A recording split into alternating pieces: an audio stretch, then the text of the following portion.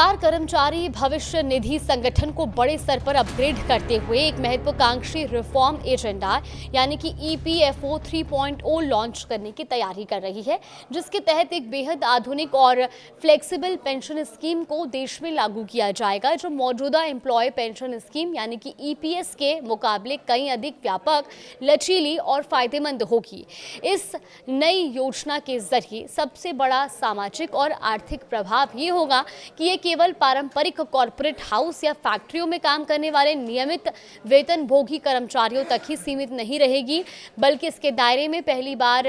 ओला, उबर, जोमैटो और स्विगी जैसी तकनीकी और डिजिटल प्लेटफॉर्म कंपनियों के लिए काम करने वाले लाखों गिग और प्लेटफॉर्म वर्कर्स को भी शामिल किया जाएगा। साथ ही वो उच्च आय वाले कॉर्पोरेट कर्मचारी भी इसका पूरा लाभ उठा सकेंगे, जो अपनी अधिक सैलरी के कारण मौजूदा ईपीएस के सख्त नियमों और वैधानिक सीमाओं की वजह से अब तक इस सामाजिक सुरक्षा के दायरे से पूरी तरह बाहर थे। अब इस नई स्कीम की सबसे अनूठी और मुख्य तकनीकी विशेषता इसका टारगेट रिटायरमेंट समय यानी कि टीआरएस रखा गया है। और टीआरएस में ये होता है कि इसके आने के बाद मिलने वाली एक मुश्त राशि का एक निश्चित लक्ष्य निर्धारित करना है, जिसमें हर खाता धारक का एक पूरी तरह से अलग और समर्पित पेंशन अकाउंट होगा और इसमें सदस्यों को ये पूरी आज़ादी मिलेगी कि वो खुद ये तय कर सकें कि वो सेवानिवृत्ति के बाद उन्हें हर महीने कितनी पेंशन राशि की आवश्यकता है। खाता धारक जैसे ही अपना लक्ष्य चुनेंगे, सिस्टम का इनबिल्ट सॉफ्टवेयर अपने आप वित्तीय गणना यानी कि ऑटोमेटिक कैलकुलेशन करके ये स्पष्ट रूप से बता देगा कि उस तय लक्ष्य तक पहुंचने के लिए सदस्य को हर महीने या सालाना आधार पर अपने खाते में कितने पैसे जमा करने होंगे। इस जटिल वित्तीय हिसाब किताब को पारदर्शी और सरल बनाने के लिए खाता धारकों को एक विशेष पर्सनलाइज्ड डिजिटल डैशबोर्ड की सुविधा भी दी जाएगी, जहां वो अपने फंड का रियल टाइम स्टेटस, अब तक जमा की गई कुल पूंजी और अपने रिटायरमेंट के निर्धारित लक्ष्य की दूरी को बिना किसी व्यवहारिक भटकाव के आसानी से देख सकेंगे और अपनी बदलती पारिवारिक और आर्थिक जरूरतों के अनुसार इस लक्ष्य को जीवन में कभी भी संशोधित या बदल भी सकेंगे। पारंपरिक भविष्य निधि यानी कि पीएफ खातों के विपरीत,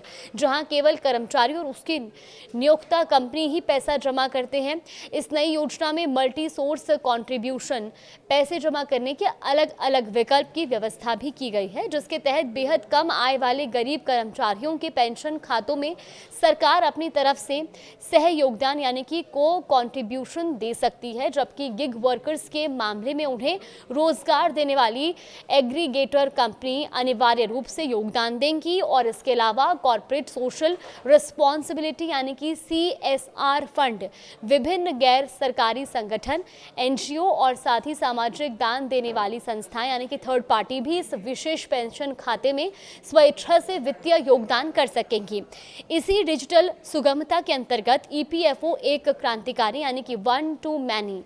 सिस्टम लाने जा रहा है, जिसका सीधा मतलब ये है कि देश के प्रत्येक नागरिक को एक ही यूनिवर्सल अकाउंट नंबर यानी कि यूएएन से कई अलग अलग कंपनियां या विभिन्न डिजिटल प्लेटफॉर्म्स को एक साथ लिंक किया जा सकेगा, जो विशेष रूप से उन गिग वर्कर्स के लिए एक बहुत बड़ा वरदान साबित होगी जो अपनी आजीविका के लिए एक ही समय में कई अलग अलग प्लेटफॉर्म्स पर स्वतंत्र रूप से काम करते हैं और अब वो अपने विभिन्न नियोक्ताओं से आने वाले पीएफ और पेंशन के पैसे को एक ही खाते में बेहद आसानी से ट्रैक और प्रबंधित भी कर पाएंगे। ये नई पेंशन योजना वर्तमान में चल रही नेशनल पेंशन सिस्टम यानी कि एनपीएस से बहुत अलग और कहीं अधिक स्वतंत्रता देने वाली होगी, क्योंकि एनपीएस में रिटायरमेंट के बाद फंड की निकासी और एन्युटी खरीदने के नियम बेहद कड़े और जटिल हैं, लेकिन इस नई स्कीम में ईपीएफओ 55 साल की उम्र से ही अपने मेंबर्स को ये बड़ी छूट देने पर गंभीरता से विचार कर रहा है कि वो अपने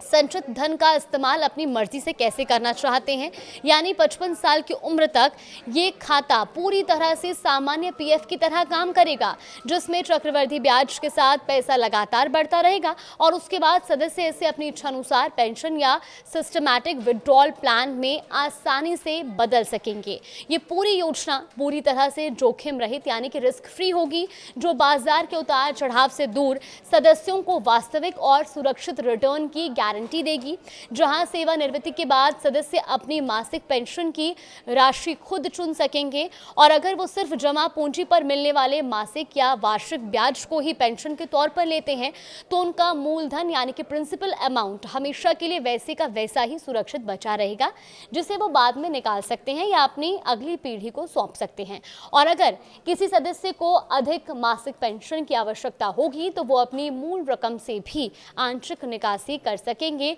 और समय के साथ अपनी वित्तीय स्थितियों के अनुसार इस मासिक भुगतान में बदलाव भी कर सकेंगे। इसके अलावा इस ऐतिहासिक प्रपोजल में सदस्य के पूरे परिवार की सामाजिक और वित्तीय सुरक्षा का भी विशेष ध्यान रखा गया है, जिसके अंतर्गत एक